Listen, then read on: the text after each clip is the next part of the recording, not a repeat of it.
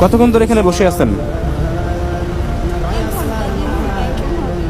1-2 ঘন্টা ধরে। একজন ওজন মাপে নাই?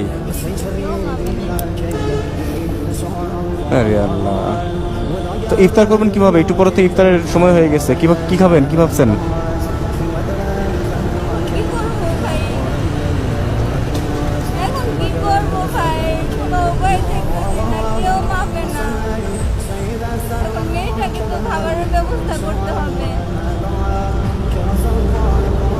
আসলে উনিও, ওনার কথা বলার অবস্থা দেখো, উনিও দুর্বল হয়ে গেছে।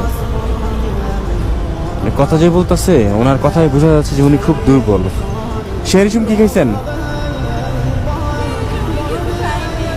তাহলে? না খেয়ে রোজা রাখছেন? শুধু পানি? গ্রামের বাড়ি কোথায়?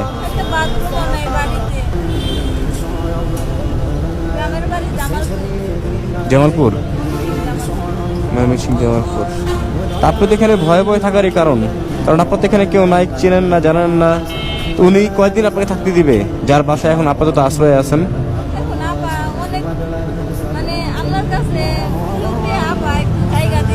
উনি কতদিন দিবে এভাবে?